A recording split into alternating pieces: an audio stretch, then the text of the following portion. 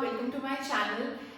कुछ बच्चों ने बोला था प्रॉपर्टी कराने को, so that is why I am going to explain property today, a brief introduction of property, जिससे आपको क्लियर हो जाएगा एंड आप you will be able to do questions based on this topic and then you can ask me doubts of this chapter. Okay, तो चलते हैं property की तरफ। प्रॉपर्टी बहुत ईजी है।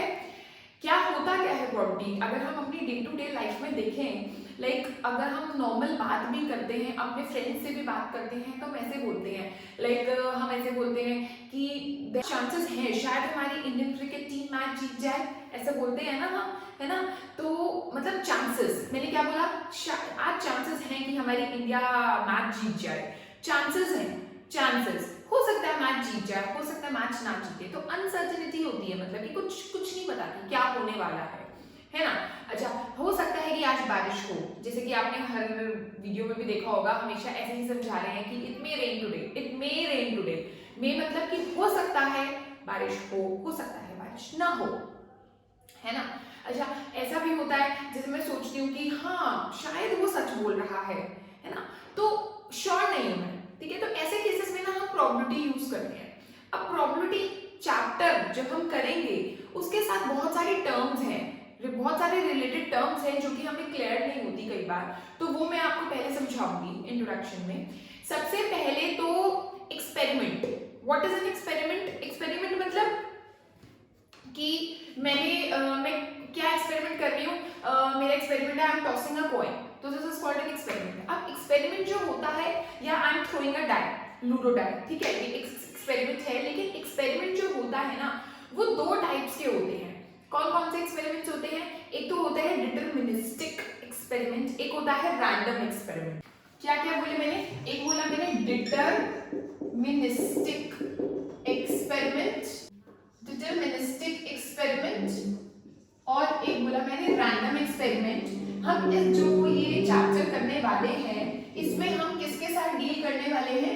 रैंडम एक्सपेरिमेंट्स के साथ डील करने वाले हैं। हमें डिटरमिनिस्टिक एक्सपेरिमेंट्स के साथ डील नहीं करना। लेकिन डिफरेंस क्या है दोनों के बीच में? देखो, हमने कॉइन टॉस किया, कॉइन, ठीक है, एक तरफ हेड होता है, एक तरफ टेल होता है। मेरे को नहीं पता ना आपको पता, किसी को भी कोई भी नहीं शॉर्ट बोल सकता कि क्या आने वाला है। इधर हेड कम्स और टेल कम्स, ठीक है? तो कोई शॉर्ट तो नहीं है ना कि क्या आने वाला है, तो कुछ भी हो सकता है, या हेड या टेल। तो this is called a random experiment, कि हमें नहीं पता कि क्या होने वाला है, क्या आने वाला है, ठीक है? लेकिन अगर मैं अपने कॉइन पे दोनों तरफ ही हेड मार्क कर दूं and then I toss it, तो दिस इज फॉर श्योर कि head is going to appear, ठीक है? तो such experiments are called deterministic experiments, जिसमें हमें पता ही होता है कि यही होने वाला है। ओके, तो अभी हम क्या किसके साथ डील करने वाले हैं? रैंडम एक्सपेरिमेंट के साथ। मैंने आपको क्यों बताया, इतना कुछ इंपॉर्टेंट नहीं है बताना, लेकिन फिर भी इसलिए बताया क्योंकि जब तुम क्वेश्चन पढ़ोगे ना, तो उसमें रैंडम एक्सपेरिमेंट वर्ड आएगा, तो यू विल गेट कंफ्यूज्ड कि what is the meaning of random experiment. That is why I told you कि रैंडम एक्सपेरिमेंट मतलब रैंडमली कुछ भी आ सकता है, हेड भी आ सकता है, टेल भी आ सकता है। अगर मैं डाई को थ्रो करती हूँ, if I throw a die, ludo die, तो मैं जरूरी तो नहीं है कि 1 ही आने वाला है, या जरूरी तो नहीं है 6 ही आने वाला है, ठीक है? Such experiment is not known as deterministic, this is called a random experiment. Either 1 comes up और 2 कम्स अप और 3 और 4 और 5 और 6, so such experiments are called random experiment, ठीक है? अब देखो, एक टर्म आती है नेक्स्ट टर्म, जो कि मैं आपको बताने वाली हूँ, दिस इज कॉल्ड ट्रायल। अब ये ट्रायल वर्ड क्या होता है? ट्रायल का मतलब कि जब मैं एक्सपेरिमेंट परफॉर्म करती हूँ, वो ट्रायल कहलाता है। मतलब जब मैंने कॉइन को टॉस किया, तो this is called a trial, ठीक है? अब मैं कॉइन को एक बार टॉस करूं तो मतलब एक ट्रायल हुआ। अब मैंने कॉइन को 2 बार टॉस किया तो 2 ट्रायल हुए। मैंने कॉइन को 3 बार टॉस किया तो 3 ट्रायल्स हो गए। 10 बार टॉस किया तो 10 ट्रायल्स हो गए। सिमिलरली अगर मैं इसको डाई को थ्रो करती हूँ, एक बार थ्रो किया तो एक ट्रायल, ठीक है? 10 बार थ्रो किया तो 10 ट्रायल्स। सो अगर मैं इसकी डेफिनेशन लिखूं तो मैं ये लिखूंगी, when we perform an experiment, when we perform an experiment, it is called a trial, it is called a trial, ठीक है बच्चों? ट्रायल वर्ड ये हो गया। एक बात बताओ, जब मैंने एक्सपेरिमेंट परफॉर्म किया उसको बोला मैंने ट्रायल। एक्सपेरिमेंट जब परफॉर्म करने के बाद क्या रिजल्ट आ रहा है, क्या आउटकम्स आ रहे हैं, रिजल्ट मतलब क्या आउटकम्स, प्रोबेबिलिटी में हम उस टर्म को, रिजल्ट को बोलते हैं outcomes. Like if I toss a coin, तो क्या रिजल्ट है, या हेड है या टेल है, तो those two are called outcomes, वो आउटकम्स कहलाते हैं इवेंट्स, इवेंट, EVENT, इवेंट, ठीक। तो इवेंट का मतलब outcome, outcome of a trial is called event, is called an event। कि जब मैंने ये ट्रायल परफॉर्म, जब मेरा ट्रायल हुआ, मेरा एक्सपेरिमेंट परफॉर्म हुआ, एक ट्रायल हुआ, यानी मैंने कॉइन को टॉस किया तो हेड आया या टेल आया, वो दो आउटकम्स जो होंगे, ठीक है, वो दो आउटकम्स कहलाते हैं, या हेड या टेल, वो दो आउटकम्स क्या कहलाएंगे, an outcome of a trial is called an event, ठीक है। Event are also of two types, elementary event and compound event, ठीक है। एलिमेंट्री इवेंट का मतलब क्या है और कंपाउंड इवेंट का मतलब क्या है, ये समझो। एलिमेंट्री इवेंट देखो, जब मैंने कॉइन को टॉस किया, या हेड आया या टेल आया, ठीक है, these are called elementary events, मतलब कि या हेड आएगा या टेल आएगा। लाइकवाइज अगर मैं डाई को थ्रो करूंगी, या 1 आएगा या 2 या 3 या 4 या 5 या 6, so these all events are called elementary events, एक ही एक टाइम पे होने वाला है। कंपाउंड इवेंट का मतलब होता है collection of some outcomes, 2 or 3 आउटकम्स। फॉर एग्जाम्पल, अगर मैं आपसे बोलूं कि while throw, if you throw a dice, तो what is the probability of getting an even number, what is the probability of getting an even number. देखो, जब मैं डाइस को थ्रो करती हूं तो आउटकम्स क्या क्या पॉसिबल हैं, आउटकम्स पॉसिबल है 1 2 3 4 5 6, ये छयों के छयों में से कुछ भी आ सकता है अगर मैं डाई को थ्रो करती हूं। लेकिन अगर मैं बोलूं कि क्या चांसेस हैं कि इवन नंबर अपीयर हो, तो क्या आएगा, या तो 2 या 4 या 6, है ना, इवन नंबर में या 2 या 4 या 6, तो इसका मतलब ये तीनों ही आउटकम्स जो है वो इवन नंबर से रिलेटेड हैं। तो इसका मतलब कि अगर इवन नंबर की बात करें कि व्हाट आर द चांसेस कि इवन नंबर अपीयर हो डाई पर, तो ये 3 पॉसिबल आउटकम्स हैं उससे रिलेटेड, ठीक है। और अगर मैं बोलूं कि what is the chance of getting a number 5, तो सिर्फ और सिर्फ 5 आएगा, तो ये एलिमेंट्री इवेंट हुआ और ये कंपाउंड इवेंट हुआ, ठीक है। अगर मैं बोलूं what are the chances of getting a number 6, तो इसका मतलब सिर्फ एक ही चांस है ना, और तो कुछ नहीं हो सकता ना, this is called an elementary event. इधर अगर मैं बोलूं कि what are the chances of getting an odd number, ठीक है, तो ऑड नंबर के लिए आएगा 1, 3, 5, तो फिर से ये क्या है, कंपाउंड इवेंट है। What are the chances of getting a number greater than 3, तो क्या आएगा, ग्रेटर देन 3 में आएगा 4 5 6, 3 नहीं आएगा बच्चों, 3 क्योंकि इसलिए नहीं आएगा क्योंकि मैंने बोला ग्रेटर देन 3, मैंने ग्रेटर देन इक्वल टू 3 नहीं बोला, मैंने बोला ग्रेटर देन 3, तो मतलब 4 5 6, so this event again is a compound event, okay. तो कंपाउंड इवेंट क्या है, collection of some possible, collection of some outcomes, और एलिमेंट्री इवेंट सिर्फ एक आउटकम, ठीक है। So this is what the difference between elementary event and compound event. So I've told you trial, I've told you event, I've told you these 2 experiments, and also I've told you elementary event and compound event. Yes, एक चीज रह गई, sample space. What is a sample space? This is called a sample space. ये sample space, क्या बोला मैंने, sample space, इसका क्या मतलब होता है, सैंपल स्पेस का मतलब जितने भी सारे आउटकम्स हैं उस एक्सपेरिमेंट से रिलेटेड, सारे के सारे कर्ली ब्रैकेट में हम लिख देते हैं कि अगर हम डाई को थ्रो कर रहे हैं तो कितने पॉसिबल आउटकम्स हैं, 1 2 3 4 5 6, 6 पॉसिबल आउटकम्स हैं, तो उसको हमने s is equal to curly brackets में 1 2 3 4 5 6 लिख दिया। तो this is called a sample space, ठीक है। अगर मैं इसको ये जो कॉइन को टॉस करती हूँ तो कितने पॉसिबल आउटकम्स है, हेड या टेल, तो मेरा सैंपल स्पेस क्या हो गया, मेरा सैंपल स्पेस हो गया हेड कॉमा टेल। अच्छा, ये जो सैंपल स्पेस है ये तब है when I toss a coin, एक कॉइन, है ना। अब बात करते हैं व्हेन आई टॉस 2 कॉइंस। बोला कि जब हम एक कॉइन को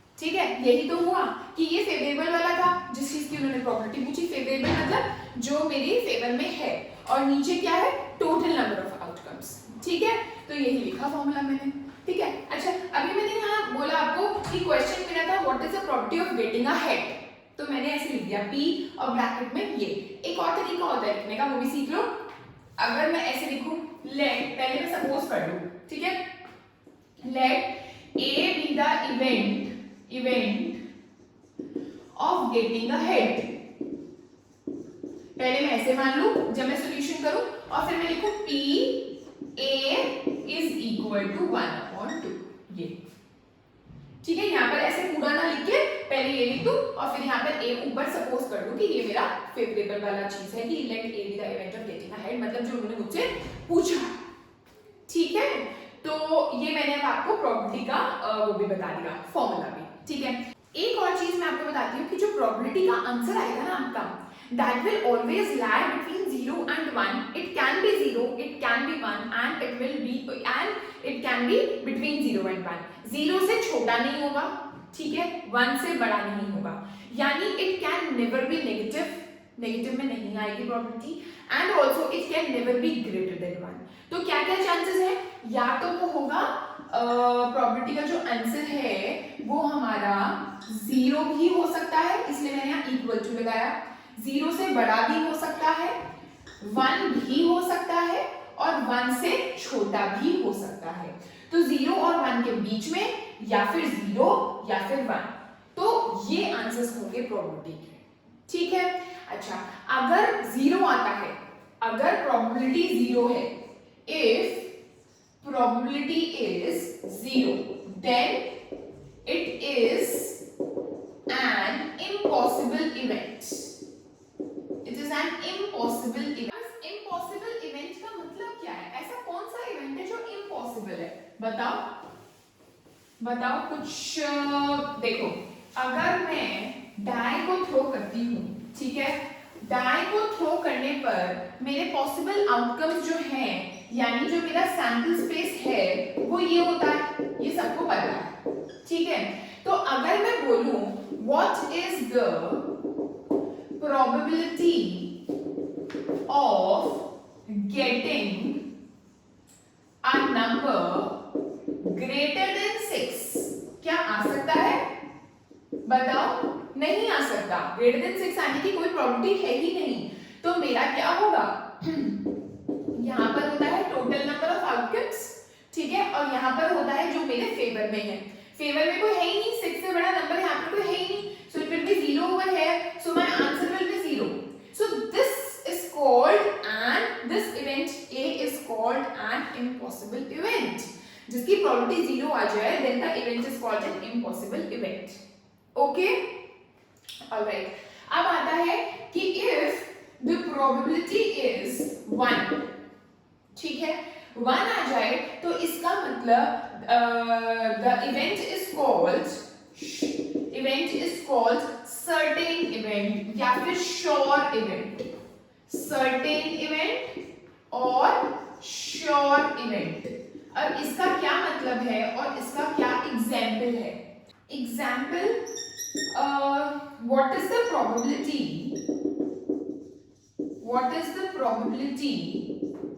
of getting a number less than 7 when a die is thrown? Less than 7 when die is thrown, जब die throw करी तो हमारा सैंपल स्पेस ये है, ठीक है, इसमें से आएंगे हमारे पॉसिबल, ये हमारे पॉसिबल आउटकम्स हैं, और हमसे भी पूछा कि what is the probability of getting a number less than 7। Less than 7 से छोटा 7 नहीं है ना, 7 से छोटे तो सारे ही हैं, तो इसका मतलब क्या है, हमारे कितने फेवरेबल आउटकम्स हैं हमारे, 1 भी है, 2 भी है, 3 भी, 4 भी, 5 भी, 6 भी, यानी टोटल जितने भी 6 के 6 आउटकम्स हमारे फेवरेबल आउटकम्स हैं। तो यानी नीचे भी 6 आएगा, ऊपर भी 6 आएगा, यानी PA will be equal to, नीचे तो 6 आएगा ही आएगा क्योंकि टोटल आउटकम्स आते हैं, और ऊपर आते हैं जो हमारे फेवर में कितने आउटकम्स हैं, और फेवर में तो 6 के 6 आउटकम्स हैं, क्योंकि 6 के 6 नंबर्स ही लेस देन 7 है, तो 6/6 यानी मेरा आंसर आ गया 1. So this particular event is called certain event और श्योर इवेंट, जिसकी प्रोबेबिलिटी 1 होती है. ठीक है, तो जिसकी प्रोबेबिलिटी 0 होती है that is called an impossible event, and जिसकी प्रोबेबिलिटी 1 होती है दैट इज कॉल्ड श्योर और सर्टेन इवेंट. ओके, तो थोड़ा सा आज मैंने इंट्रोडक्शन दिया है आपको, just a brief introduction. And next video which I'm going to upload is will be based on cards. ठीक है, जो कार्ड्स से रिलेटेड क्वेश्चंस होते हैं वो मेरी नेक्स्ट वीडियो होगी, और वो वीडियो जो होगी वो कॉमन वीडियो होगी, 9th के लिए भी होगी और 10th के लिए भी होगी.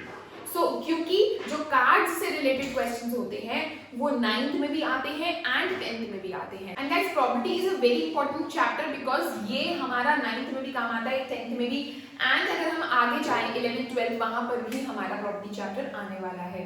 सो this is a very important chapter. है कुछ भी नहीं, बहुत इजी है, लेकिन फिर भी बच्चों की बहुत मिस्टेक्स होती हैं.